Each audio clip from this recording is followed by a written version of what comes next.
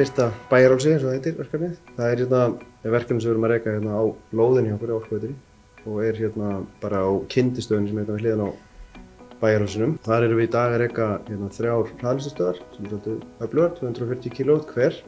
Þannig erum við að gera tilraun með það að tengja batteri inn á heimtaugina sem við erum að nýta frá Veitum í þessu tilfelli og erum þá að auka aflgetu stöðvanna með því að nýta ekki bara heimtaugur heldur líka að nýta þá batteri. Og svo erum við líka að geyma orku þá í batteríunum. Þá getum við stillt betur á hvenær við kaupum inn orkuna fyrir hraðhleðslustöðvarnar. Og við þetta allt saman, þar setjum við sólarsellur á allt húsið, setjum á þakið og allan vegginn sem snýr suður og ætlum þar að búa til hluta af þeirri orku sem fer í hraðhleðslustöðvarna með sólarsellum.